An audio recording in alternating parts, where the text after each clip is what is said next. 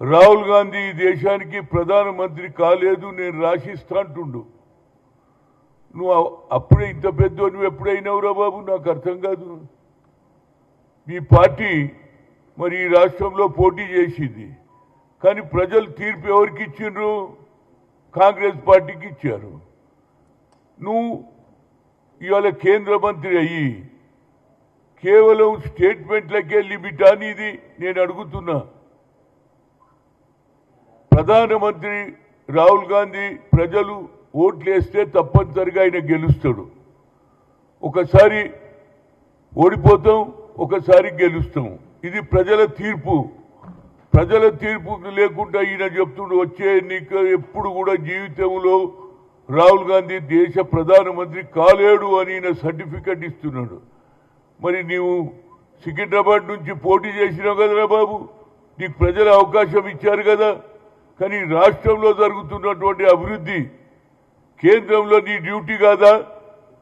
ప్రజలు నీకు ఓట్లేసారు రాష్ట్రంలో అభివృద్ధి చేయడానికి. మెట్రో ట్రైన్ కానీ, అదేవిధంగా ఏది మూసీ రివర్ ఇష్యూ కానీ ముఖ్యమంత్రి ఒక పక్క పిలిచి అయ్యా నువ్వు కూడా మాకు సాయం చేయాలి, ప్రధానమంత్రి దగ్గర తీసుకుపోవాలని మా ముఖ్యమంత్రి అడిగినప్పటికీ కూడా నువ్వు తీసుకుపోకుండా మీదికెళ్ళి ఇదేం కాదు, రాహుల్ ఈ దేశానికి ఇక పర్మనెంట్గా నరేంద్ర మోడీ ప్రధానమంత్రి అవుతాడు, ఆయననే కొనసాగుతాడని గొప్పలు చెప్పడం మానేశాయి. ఇవాళ ఒక దేశానికి ప్రధానమంత్రి ఓబీసీ ఉండి ఇప్పటి వరకు ఏది సూర్యకాంత్ గారు ఎవరైతే చీఫ్ జస్టిస్ ఆఫ్ ఇండియా తీర్పిచ్చాడు జనగణలో కులగణ జరగాలని తీర్పిచ్చినా ఇప్పటి వరకు ఏదైతే అమిత్ షా పంపించినటువంటి జనగణలో సర్లో అందరూ మోసం చేస్తున్నారు. అధిక సంఖ్యలో ఉన్నటువంటి 60%. నితీష్ కుమార్ గారు బీహార్లో కులగణ జరిగితే 62% ఉన్నది మా జనాభా. అదేవిధంగా మా రాష్ట్రంలో రేవంత్ రెడ్డి గారు కులగణ జరిగితే 56% ఉన్నదని ఆయననే చెప్పాడు. ఆన్ ది హోల్ కంట్రీలో 140 కోట్లలో 60% అంటే ఆల్మోస్ట్ అందరి జనాభా కంటే మా జనాభా ఎక్కువ ఉన్నది. దానికి సూర్యకాంత్ గారు తీర్పిచ్చారు, జనగణలో కులగణ జరగాలి, అప్పుడే వాళ్ళ అభివృద్ధి జరుగుతుంది, ఉద్యోగాలలో పదవులలో వాళ్ళ జీవితం బాగుపడుతుందని చెప్పినా ఇప్పటి వరకు సర్లో ఏదైతే గజెట్ తీశారో ఆ గజెట్లో మా పేరే లేదు. దాని గురించి నువ్వు ఎవరి ఓట్ల వాళ్ళు గెలిచినవురా బాబు? నువ్వు మా బీసీ ఓట్లు, ఎస్సీ ఓట్లు, ఎస్టీ ఓట్లు, మైనార్టీ ఓట్ల వల్లనే నువ్వు గెలవడం జరిగింది. ఇవాళ రాష్ట్రాన్ని అభివృద్ధి చేస్తావా లేకపోతే వ్యతిరేకంగా చేస్తావా చెప్పు. వచ్చే ఎన్నికల్లో నువ్వు ఎట్లా గెలుస్తావు మేము కూడా చూస్తాం. ప్రతి బీసీ వాళ్ళకు చెప్తాం, అరే ఎట్టి పరిస్థితుల్లో ఈసారి సికింద్రాబాద్ సీటులో కిషన్ రెడ్డిని గెలవకుండా చూడడానికి పూర్తి ప్రయత్నం చేస్తాం. అంతేకాదు ఇవాళ నేను చెప్తున్నా, రాహుల్ గాంధీ గారు ఎప్పుడైతే కన్యాకుమారి నుంచి కశ్మీర్ వరకు మ్యారథాన్ పాదయాత్ర చేసి 4500 కిలోమీటర్లు తిరిగిన తర్వాత ఆయనకు ఒక ఆలోచన వచ్చింది, నేను ఇంతవరకు ఎస్సీ ఎస్టీలకి అన్యాయం అనుకున్నా, కానీ ఇవాళ ఎవరికి అందరికంటే ఎక్కువ బీసీలకు అన్యాయం జరుగుతుందని ఆయన అన్నాడు. We come to the power, we'll conduct caste wise census, జిత్తిన హిస్సేదారి ఉత్తి భాగీదారి అన్నాడు. మేము ఓట్లేసే మిషన్ల మారా బాబు. ఇవాళ ఇక్కడ జరిగింది లోకల్ బాడీ ఎన్నికలు జరిగితే 52% సర్పంచులు గెలిచారు, చైర్మన్లు వైస్ చైర్మన్లు అయినరు. మరి బీసీల గురించి నువ్వు మాట్లాడవేంది? ప్రధానమంత్రికి చెప్పవా? అరే సుప్రీంకోర్టు ఆర్డర్ను కూడా మీరు ధిక్కరిస్తున్నారు. ఇది ఎంతవరకు న్యాయం అని అడుగుతున్నా నేను యాజ్ ఏ ఓబీసీ ఎంపీస్ కన్వీనియర్గా, ఇవాళ అడ్వైజర్గా ఓబీసీ ఏది అభివృద్ధి గురించి మొదటి నుంచి ప్రయత్నం చేస్తున్నాం. ఎవరయ్యా దేశానికి స్వాతంత్రం ఉన్నప్పుడు మీరు ఎక్కడున్నారు? చూపించండి, పేర్లు చూపించండి.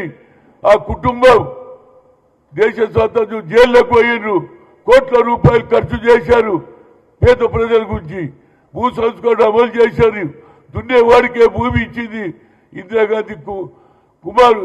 ఇవాళ రాహుల్ గాంధీని నువ్వు ప్రధానమంత్రి కాలేడు అంటున్నావు కనుక తప్పనిసరిగా వచ్చే ఎన్నికల్లో ప్రతి బీసీలకు చెప్తా, తిరిగి చెప్తా, రాష్ట్రం మొత్తం తిరుగుతా, తప్పనిసరిగా బీసీలకు కులగన జరిగితే జనగణలో కులగన జరపాలని ఇవాళ సూర్యకాంత్ గారు చీఫ్ జస్టిస్ ఆఫ్ ఇండియా చెప్తే దానికి ఇంకో ఆర్డర్ కూడా ఎవరు కూడా దీని మీద కేసు తీసుకోవద్దని చెప్పినా కేంద్ర ప్రభుత్వం ఆలోచన లేదు. నరేంద్ర మోడీకి ఒకటే ఆలోచన, ఈ దేశాన్ని హిందూ దేశం చేయాలని. కానీ దేశ స్వాతంత్రం వచ్చినప్పుడు మహాత్మా గాంధీ, పండిట్ జవహర్లాల్ నెహ్రూ, సర్దార్ వల్లభాయ్ పటేల్, అదే మౌలానా గారు ఆనాడు ఆలోచన చేశారు. ఈ భారతదేశ సంస్కృతి అన్ని కులాలు అన్ని మతాలు ఉన్నాయి కాబట్టి ఇది సెక్యులర్ దేశం అన్నారు. కనుక సెక్యులర్ దేశానికి అనుగుణంగా మేము పనిచేస్తున్నాం. మీరు కేవలం ఓట్ల గురించే హిందూ హిందూ హిందూ అంటున్నారు. నా పేరే హనుమంతుడు, నాకంటే రాముడు అంటారు. రాముడు చెప్పినాడు రా బాబు, బీసీలకు అన్యాయం చేయమని చెప్పిండా అని అడుగుతున్నా నేను. బీసీలు కూడా ఈనాడు అట్టడుగున్న ప్రజలు, వడ్డేరు వాళ్ళు, మంగళి వాళ్ళు, వడ్రంగి వాళ్ళు, కమ్మరి వాళ్ళు, అన్ని సంచార జాతులు ఉన్నాయి రా బాబు. ఇంతమందికి ఎందుకు అన్యాయం చేస్తున్నారు అంటున్నా. అంటే మేము రాజకీయాలలో పనికిరామా, చదువులలో పనికిరామా, ఉద్యోగాలలో పనికిరామా? మా పరిస్థితి ఏమిటని అడుగుతున్నా. ఎట్టి పరిస్థితుల్లో కొద్దిగా ఎక్కువ మాట్లాడుతున్నావు. రాష్ట్రానికి నిన్ను గెలిపిస్తే నువ్వు ఇవాళ దానికి రాష్ట్ర ప్రభుత్వం అభివృద్ధి చేస్తుంటే దానికి నువ్వు వ్యతిరేకంగా చేస్తున్నావు. వచ్చే ఎన్నికల్లో తప్పనిసరిగా నీ గుణపాఠం చెప్పి తీర్థం. ఇప్పటికన్నా ఈ కులగన జరగడానికి ప్రయత్నం చేయి.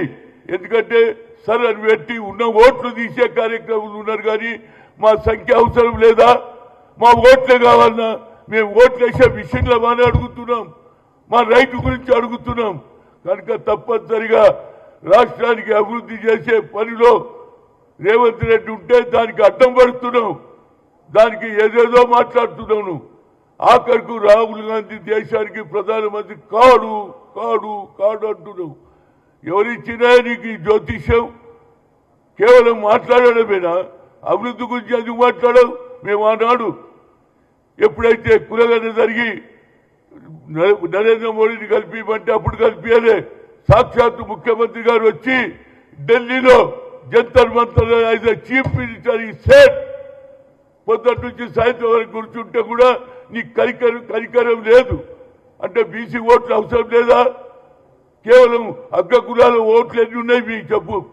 ఇవాళ అగ్ర కులాలు ఉన్నటువంటి రాహుల్ గాంధీ బడుగు బలగిన వర్గాల గురించి ఆలోచన చేస్తున్నాడు. బీసీలకు న్యాయం జరగాలన్నాడు. అదే సోనియా గాంధీ గారు ఐఐటి ఐఐఎంలో ఆనాడు రిజర్వేషన్ లేదంటే సుప్రీంకోర్టు కొట్టేస్తే అప్పుడు ఓబీసీ ఎంపీస్ కన్వీనర్గా నేను పోయాను. Madam, talent is not anybody's property, God has given to everybody. కనుక మాకు న్యాయం జరగాలన్న. ఏం చేయాలన్న? Why don't put a word to doctor Manmohan Singh అన్న. మన్మోహన్ సింగ్ గారు బిల్లు వెళ్తే పాస్ అయిందా లేదా? అన్ని అసెంబ్లీలో అన్ని పార్లమెంట్లో మా సంఖ్య ఎక్కువ ఉన్నది. మేము ఓట్లు గెలుస్తారు, మా ఓట్లు తీసుకుంటారు, మా నెత్తి మీద పొట్టికాయ కొట్టే మేము ఊరుకుంటామా? తప్పనిసరిగా అన్ని జిల్లాలలో తిరుగుతా, అదేవిధంగా అన్ని రాష్ట్రాలలో కూడా తిరుగుతా. ఈ జనగణన జరిగితే, జనగణన కులగణ జరిగితే తప్పనిసరిగా ఈ దేశానికి రాహుల్ గాంధీ ప్రధానమంత్రి అయి తీర్చారు. నువ్వు ఎన్ని అడ్డంకులు పెట్టావు? ప్రజలకు మోసం చేస్తావా? ప్రజలు నీకు ఓట్లేసిందా లేదా? అభివృద్ధిలో నువ్వు ఎదుర్కోవాలి మర్చుకుంటలేవు. ఎందుకు వ్యతిరేకం చేస్తున్నావు? మా అభివృద్ధి అవసరం లేదా? మేమందరం ఓట్లు వేస్తేనే కదా నువ్వు గెలిచింది. నా ఉద్దేశంలో తప్పనిసరిగా యావత్ భారతదేశంలో తిరుగుతా 60% ఉన్నటువంటి ఓట్లు మాకు అన్యాయం జరుగుతుంది. 60% ఉన్నటువంటి మా ఓట్లకు అన్యాయం వస్తుందా బాబు? 60% ఉన్నటువంటి మా ఓట్ల లెక్క ఎందుకు ఉండదు అని అడుగుతున్నా. మా అభివృద్ధి అవసరం లేదా? మా పిల్లలు చదువుకోవద్దా? మా పిల్లలు ఐఏఎస్ కావద్దా? మా పిల్లలు ఐపీఎస్ కావద్దా?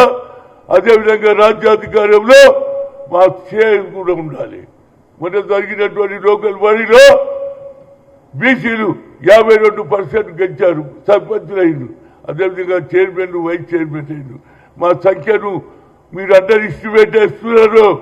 బీసీలు తిరగబడితే మీ ప్రభుత్వం ఉండదు. ఛాలెంజ్ చేసి చెప్తున్నా. మా ఓట్లతో ఎవరైనా ఇప్పటికన్నా ఆలోచన చేయి, అభివృద్ధిలో పాలు పంచుకో. లేకపోతే తప్పనిసరిగా అదేవిధంగా మీ ప్రధానమంత్రి బీసీ అంటాడు. మరి బీసీలకు ఎందుకు న్యాయం చేస్తలేడు? అగ్రకులాలో పుట్టినటువంటి రాహుల్ గాంధీ, అగ్రకులాలో పుట్టినటువంటి రేవంత్ రెడ్డి ఈయన జరిపించి దేశంలో ఎక్కడ జరగలే. కులంగా అక్కడ ఏది బీహార్లో జరిగితే సుప్రీంకోర్టు కొట్టేసింది. ఇవాళ సుప్రీంకోర్టు తీర్పు తీసింది. సుప్రీంకోర్టు తీర్పు ఇచ్చింది. జనగణలో కులంగా జరగాలంటున్నారు. దాని గురించి మా ప్రయత్నం చేస్తాం. అభివృద్ధిలో పాలు పంచుకోకపోతే తప్పనిసరిగా వచ్చే ఎన్నికల్లో సికింద్రాబాద్లో నీ ఓటమి తప్పదు అని ఒక సీనియర్ నాయకుడుగా, మాజీ పిసిసి అధ్యక్షుడుగా, అదేవిధంగా ఓబీసీ ఎంపీస్ కన్వీనర్గా నేను కోరుతున్నా. ఇప్పటికన్నా నీ మాటలో మార్పు రాని. కేవలం స్టేట్మెంట్ ఇవ్వడం కాదు, మేము గెలిచేస్తున్నాం, వచ్చేది మాదే. అరే ఎట్లా వస్తారా బాబు? మా ఓట్లు లేకుండా గెలుస్తారా? 60% ఉన్నా మేము. అంటే 140 కోట్ల జనంలో 60% ఓట్లు ఉన్నాయంటే మోర్ దాన్ 60% అంటే ఎక్కువ సంఖ్యలో మాకు ఓట్లు ఉన్నాయి. మా ఓట్లతోనే గెలుస్తారు. కాబట్టి ఇప్పటికన్నా ఇలాంటి మాటలు బంద్ చేసి ప్రధానమంత్రికి చెప్పు, నువ్వు బీసీ ఉన్నావు, ఎందుకు సాయం చేయవు?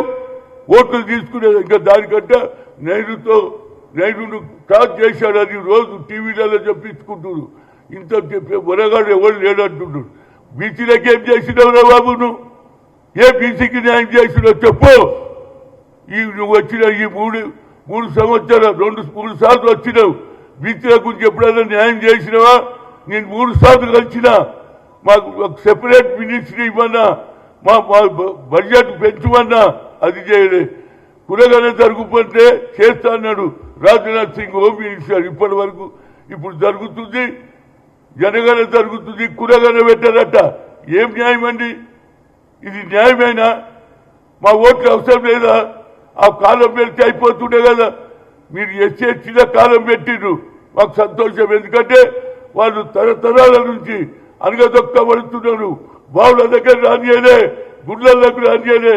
అంటే చెప్పిన వాళ్ళ రిజర్వేషన్ ఉంటుంది. కానీ మా రిజర్వేషన్కి ఎందుకు వెనుకాడుతున్నారు? అంటే మా ఓట్లు అవసరం లేదు, కేవలం హిందూ ఓట్లు అంటున్నావా?